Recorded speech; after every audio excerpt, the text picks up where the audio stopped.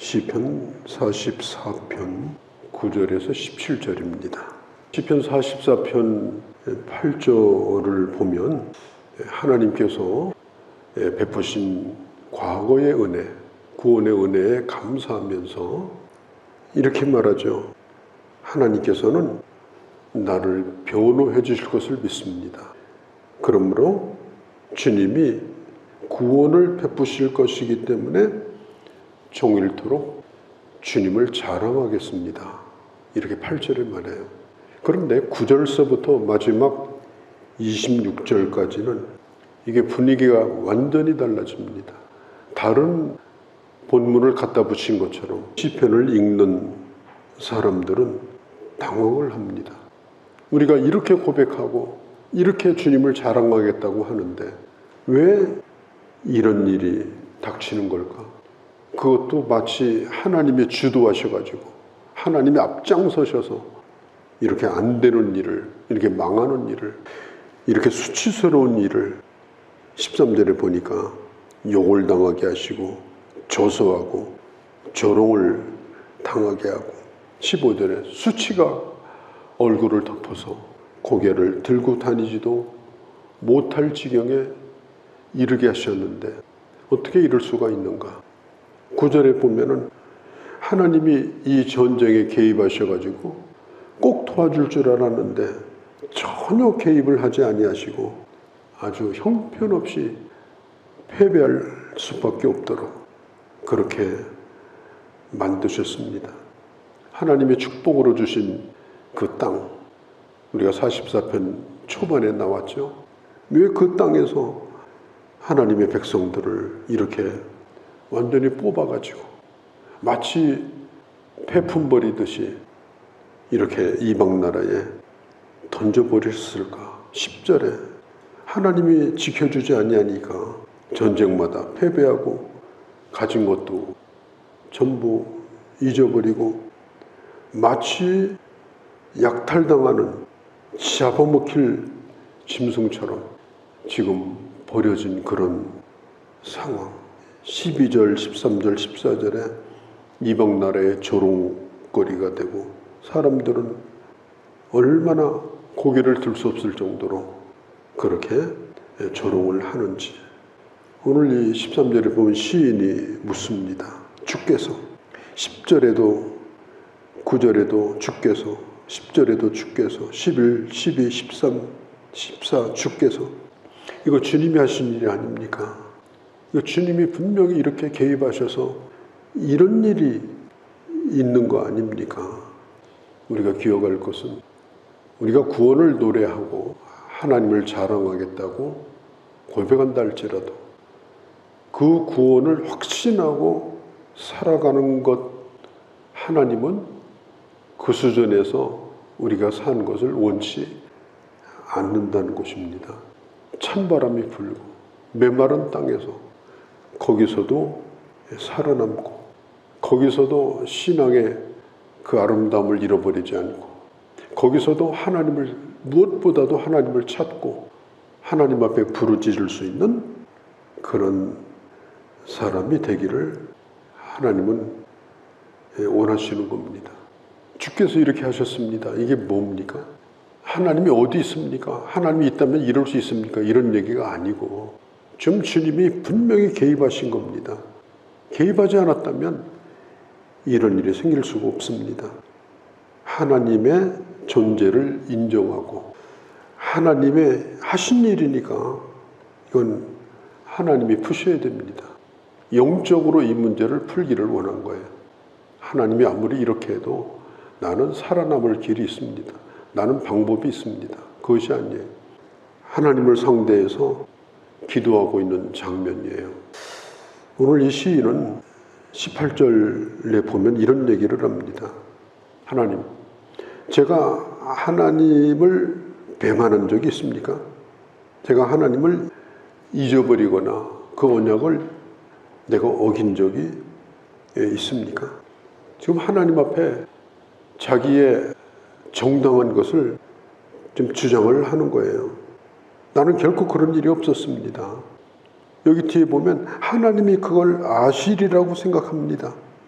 주님이 모르는 게 없지 않습니까? 이 모든 걸 다 아실 것입니다. 그러면서도 왜 이런 일이 있는 겁니까? 우리가 편안할 때는 이런 기도 절대 안 합니다. 그냥 절반은 졸고 하나님 감사합니다. 지금도 잘 됐으니까 앞으로도 잘 되게 해주세요. 그런 기대죠. 뭐 이렇게 절박한 기도. 내가 분명히 잘했는데 이런 일이 터지는 게 뭐냐고 하나님을 향해서 정말 이렇게 물어보고 또 물어보는 이런 기도는요. 이게 큰일이 터졌을 때 이런 기도를 합니다. 우리가 하나님 앞에 솔직하게 털어놓는 것이 필요해요. 그런 하소연 속에 진심이 있는 거거든요. 우리가 하나님 앞에 기도할 때 아주 경건한 자세를 가지고 아주 영적이고 또 뭐 절제된 이런 언어를 가지고 아주 또박또박 써서 물론 그런 기도도 필요하죠. 그러나 한없이 그런 기도만 해가지고는 신앙이 안 됩니다. 내가 하나님 앞에 1대1로 풀으려고 할 때는 정말 있는 그대로 내 영혼의 모습을 털어놔야 되는 거예요. 먹은 걸 토하듯이 먹은 걸 토하는데 없는 걸 토합니까? 속에 있는 거 토하지. 내 속에 있는 게 있을 거 아니에요. 정말 토하고 싶은 거, 울렁거리는 거, 그걸 얘기해야죠. 그런 건 얘기하지 않고 주여 잘 되기 원합니다. 그런 기도만 끊임없이 하고 있다면 신앙은 현실을 덮어놓고 그냥 이상적인 얘기를 하는 게 아니에요. 좋은 감정만 드러내는 게 아닙니다. 주님은 우리 연약함을 다 아십니다. 그래서 연약한 기도도 더 기울이시는 거예요. 힘든 기도도 주님이 기울이시는 거예요. 힘든 현실에 대해서 주님은 그걸 들으시고 야 너는 믿음이 그렇게 없냐 그러고 절망하지 않으십니다.